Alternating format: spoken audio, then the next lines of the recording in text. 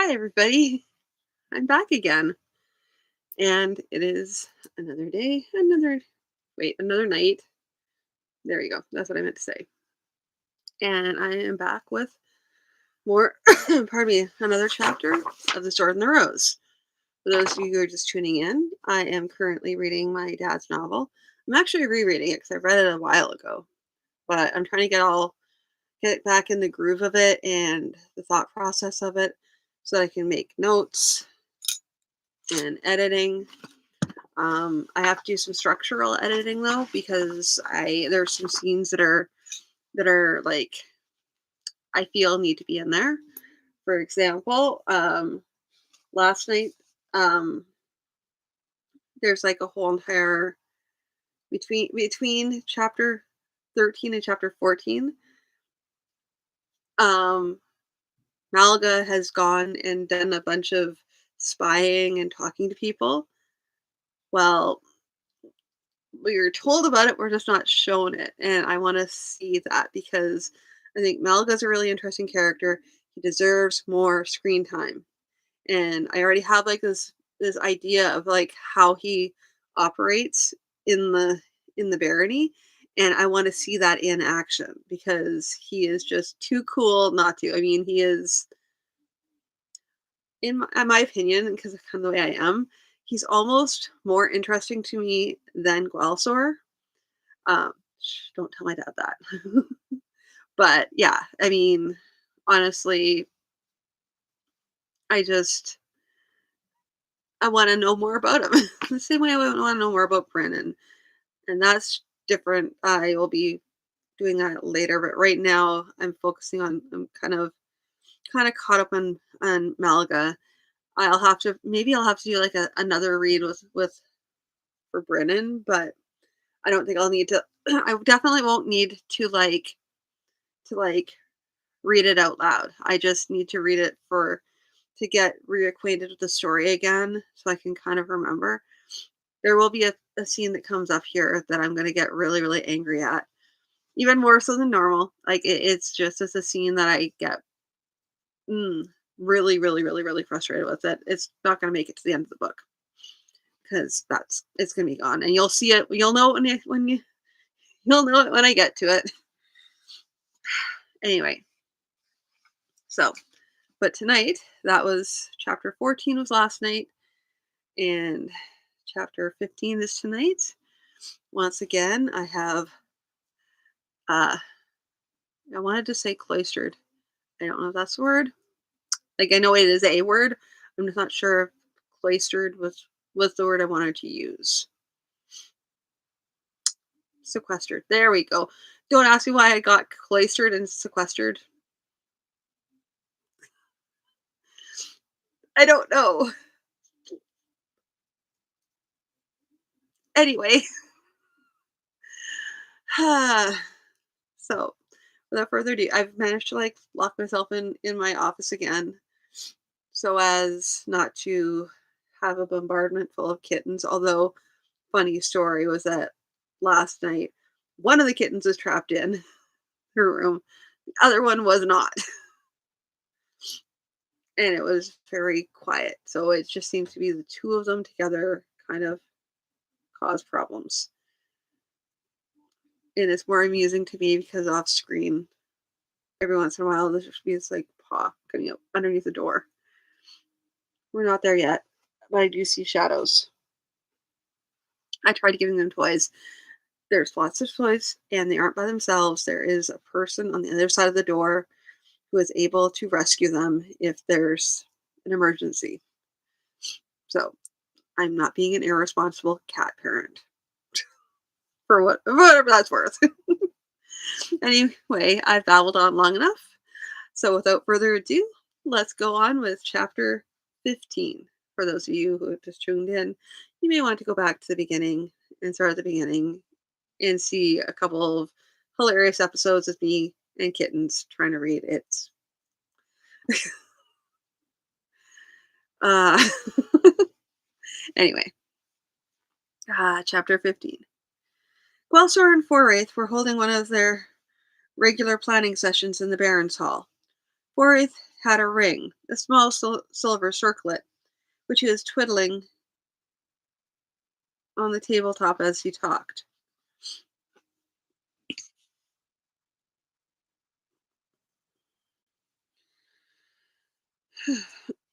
You be sure you only want to send one more night and 10 men to Golo's hold, Lord? Why so doubtful, Forith? All I wish to do is to signify to Wardick that I have more men this year, if he wishes to try conclusions with me. Forith twiddled the ring absently, slipping it on and off a finger. But there be other significations, Lord. How come it that we be having the extra men to be sending? Because by scraping and scrimping, we near got the barony on its feet again, and it be a prosperous barony. So despite the losses in the rebellion, when fighting men laid off in other places come wandering through here, we can offer to hire some of them to replace a bit of what we've lost. And at least 2 of the knights we've taken on have come from the king's own service. And that would signify that the king is cutting back on his own army, which signifies that whatever sort of help the king would send in case of a fight with Wardick, it won't be his army. And Wardick will read all of those significations, won't he? Walsor had been so involved in listening to the changes in Forayth's accent that he nearly missed the question. I see. We need to send enough men to let Wardick know that we can defend ourselves, but few enough to allow us to have enough men to handle Tostig and his people in Lesmore. What do you suggest? No less than 2 knights and 15 men, Lord. Even with Marquian ready to back them up if necessary? Forayth frowned, tapping his ring lightly on the table. Lord, I mislike being the one to say this, but it breaks me some to have you away in the Lessermore and Marquian Dar Harelevant free and armed. Even with his sister as a guest in your castle, Lord. He served me well last fall. And last fall you were here in the castle, Lord, able to rouse your forces against him should he attempt anything. This spring you'll be away in Lesmore, and hard to reach with a message, while he will be over at the far end of the barony with his own force. Your recommendations? Set another to watching your eastern border, and take Marquian along with you into the Lesmore. Nalgathop spoke up. He right, my lord Baron. Best keep that one under your eyes. Even then he may be do serious bad things to you, but less likely when you not watch closely. Welser tapped his cuff and then nodded. I'll take your advice on that then. Get the preparations in train, Marshal Forayth, and we will deal with the Lessermore as quickly as may be.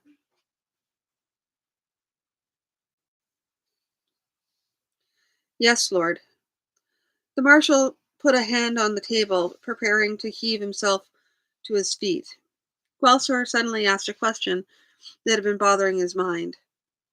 Forayth, that ring, is this something you won from someone in the dice? Forayth reddened. No, Lord. There be a young lady, daughter of a merchant in the leather goods. She and her father and me, we come to an understanding. I be needing your permission first, but Balthar laughed lightly. You were waiting, never quite finding the time right? Well, we must see to this. It never hurts to have an alliance with a merchant, though I should meet the lady and her father before making any firm decisions. Shall we make the arrangement for about the time of midsummer feast? That'd be a good time for such beginnings. For certain, Lord, and thank you. The marshal retired quickly, leaving Gwalstor smiling after him.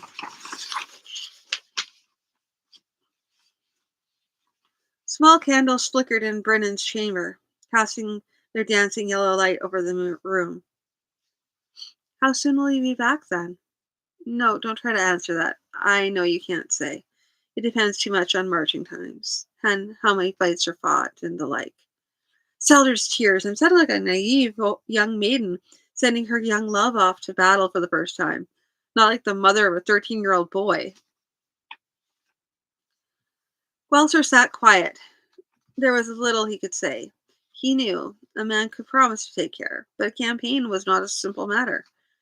There were too many possibilities for death or injury, ranging from falling from a startled horse to a stray arrow in some skirmish. He finally spoke, tentatively. I will try to be careful. Just the kind of thing he had already discarded as unhelpful. Of course you will. You'll be riding at the head of your men, a good target for all and each. He looked down at the floor. There are things that must be done, and things that I must do. I know, I know. And were you to do any less, you would not be the man I love.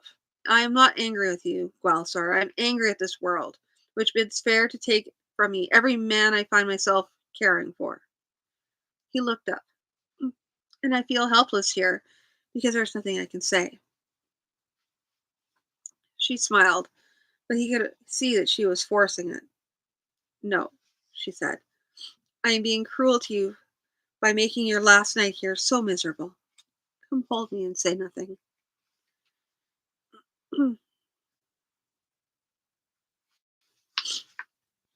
The road to Lesmore led through dark fields where dark clad peasants were out finishing off putting in the crops for the year. Copses and forests were green, grass on haymows and pastures were growing, and the long line of marching troops shimmered and twinkled with the sunlight reflected from burnished metal. Marquis and Dar irrelevant, in a black mood,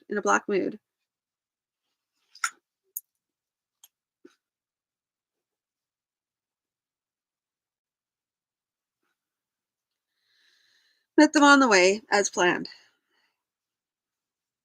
As part of his demonstration of opposition, he had not brought the requested complement of men. He had judged for the size of his force nicely. It's sufficiently large not to be rank disobedience, but not large enough to be as useful as it ought to be. He saluted the Baron and then spoke. Bandits, my Lord Baron, you take me off hunting bandits? Bandits are irrelevant. They are sufficiently numerous and sufficiently well fortified that we need a full force to roust them out.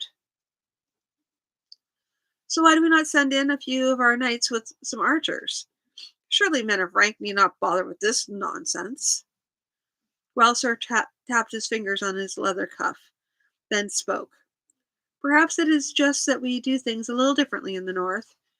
I learned my first lessons of war following my father as he rode his barony, rousting out and destroying bandits. And it never seemed to him that protecting his people from them was below his dignity.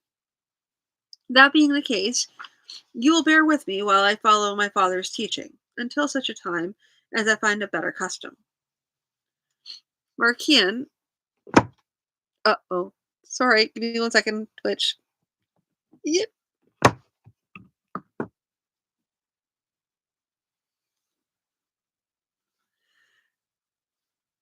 Okay, let's go again.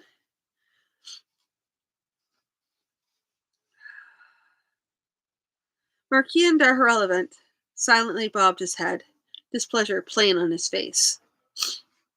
After Darrelevant had gone to see the ordering of his men in the column, Welser felt Malgathep's presence at his shoulder.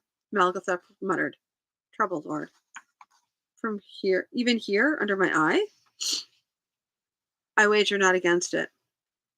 They have winter for make plans. He maybe arrange plans, start work, when we all out in swamp, where messages not come easy. He know why he with you. Almost like you have heralds with trumpets announced you do not trust him. And he not like it. It may be make him mad enough to start something." Gwalter looked grim. "I hope not. As you say, we'll be out of touch. Just a time for some scoundrel to do something villainous. Well, you leave good people in charge at castle. Gloucester nodded. He thought for a moment to send a message back to warn the castle, then shook his head. They knew the risks back there, even the risk of an uprising while he was away, and he had no more certain knowledge now than he had when he'd left. To send them back a warning with no real justification would only serve to make them feel he thought them unequal to their task. No, they would either succeed or they would fail, and if they failed, he would have to deal with that in its time. 2 days after the force, here, see here.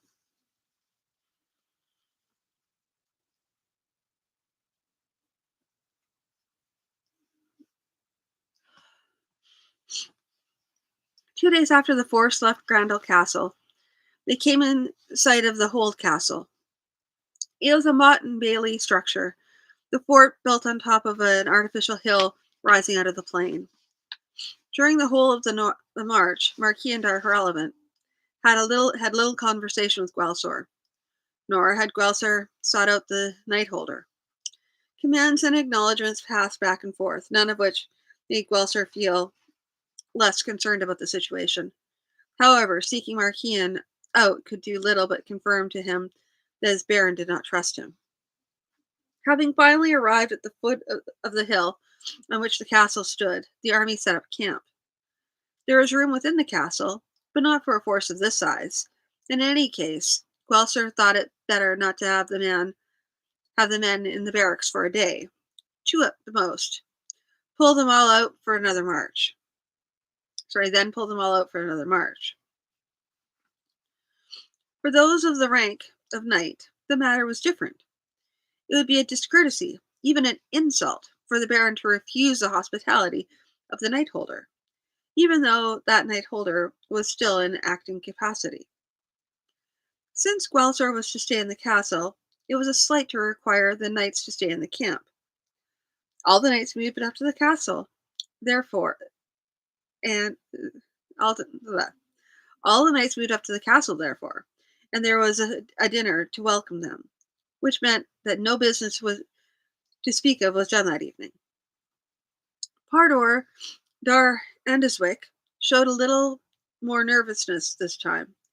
Still, knight holder in name, though not yet announced as a permanent replacement for Sir Cardell, he had to entertain not merely his baron and a small party, but his baron's whole army. For all that, he did his best not to allow his nervousness to be too obvious. About mid-morning of the next day, they held a council in the main council chamber of the keep. Marquian was annoyed that a magician, and a commoner at that, was to have a part in the deliberations. However, he limited the demonstration of his annoyance to occasional frowns in the magician's direction, and affecting to forget about and affecting to forget Pemberlin's name when it came to speak to or about him. On his own part, Pemberlin had dealt with difficult clients often enough before and showed no concern for Marquian's attitude. He was summoned early to give his report on his work. Lords, I've had sufficient leisure to carry out a thorough study of the approaches to the bandit hold. You have an advantage over the bandits in that there are sufficient number of practicable paths to their den. That a watch at or near the head of each is beyond the resources available to a band of this size. They will therefore, however, no, they will therefore have watches on the swamp's edge at one or two most likely places, trusting on sentries nearer their camp where the many routes come together to form only a few. He picked up a sheet of paper. Here then is a diagram of the routes, with notes of particular landmarks which show the path. I've had several copies produced, so that it may be easier studied. and I hold myself in readiness to provide whatever explanations may be needed.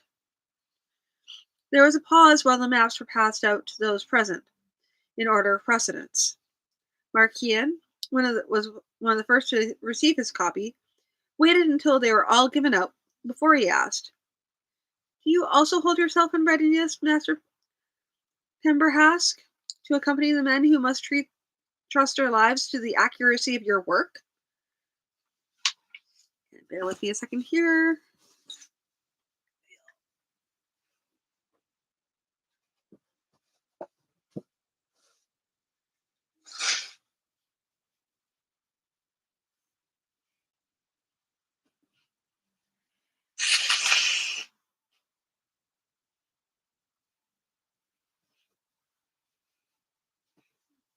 Did I mention I'm a consummate professional here? Okay.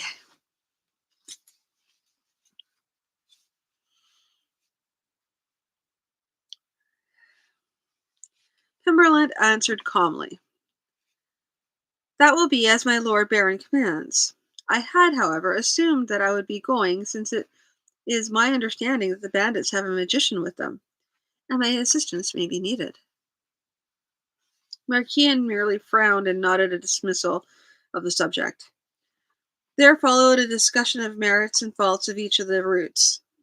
Was it better to march a longer distance to a place less likely to be watched, or a shorter, therefore less tiring march to a place which might be watched? One of the lesser knights, Carmath Dar Solting, spoke up in his turn. Would it not be better to catch them entirely by surprise? In which case we ought to make the longer march. "We're not likely to catch by surprise," Welser answered. "I don't doubt they already know we're coming. The question is, do we take one of the routes where they have likely marked every point on its length, at which a clever ambuscade could cause us the most trouble?" "They know we're coming?" demanded Markian. He's trying to make trouble, Welser thought. Bloody, nobody can be so naive. "Of course they know," he answered. "We spent some time gathering our force at Grandel, and some time marching in this direction. All they need is a man in some tavern listening to gossip. Our decision here is intended merely to take advantage of whatever surprise we can by which route we choose. My own preference would be to take the route marked with the arrow. Taking any of the others requires that we bring our army across the front of the Lestermore, where watchers stationed at one of the other paths might well see us and bring back of our intent. Either that, or we add an extra half day to our march in order to circle wide round around the front of the swamp. Are there any other options? Are there any other options?" "Yes," said Markian. "While is timidity. These are, after all, only bandits, no true warriors. Why do we not march straight in, dealing with them as we come to them? Cardal dar Isternal tried that and was slaughtered, along with most of his force. While we have a large enough army that I think we need not fear being wiped out, we do not have enough men to afford to spend them recklessly. I prefer to use some caution." "I might use another name than caution," muttered Markian. Gwalsor looked him in the eye. "If you're suggesting what I believe you are to be suggesting, then I will have an apology from you, or one of us will be dead within an hour." Markian, realizing he'd gone a little too far, stood. "My apologies, Lord Baron. I meant no slight nor insult." That would not be the end of it. Gwalsor knew. That would not be the end of it, Gwalsor knew. But there were more important things to be dealt with than Markian dar Herolevant's mutterings. "So, are there any further discussions?" Some of the leaders quizzed Pemberland on the trail conditions. Then there were deliberations on the order of march and the like. It was decided they would march the next morning. Well, my lord, you still think our parliament too useful to do away with? Balsar smiled grimly. Let's say that his utility is diminishing, Malga. No, do nothing to him without my orders. The next afternoon, they entered the Lesmore. Alrighty. So that was chapter 15. It's basically a preamble and a setup for the next chapter. I'm looking at it. It covers a lot though. Like there's just so much that's like there's literally only how many pages here? Hold on. Let me count them. Yeah, there's like basically 7 pages. And it covers like a pre like a night before Gwalsar leaves, and it heads up right up to them traveling into the Lesmore.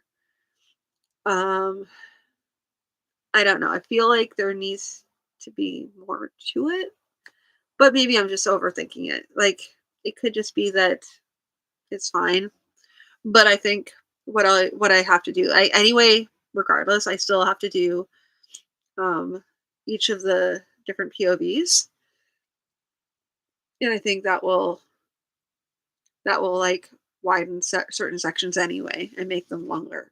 So I'm not too worried right now. Um, once I've gotten different POVs, and also like some of these things, I have like certain scenes in my head that I need to write that need to be included, and then there's also POVs of each person I want to like not everybody, but just certain major players I want to have, not including Gwalsor because he's already got enough screen time, but specifically the three I'm thinking about right offhand, like right off the hop, are Foraith, Malga, and Brennan. Those three I want to have their timelines, at least their timelines written in. Also, possibly what they do throughout the story. So that's this chapter 15, and I will be tuning in tomorrow with the next chapter. So I appreciate everyone who did pop in, and I will talk to you all in the next one. So thank you so much. I will see you tomorrow. Bye.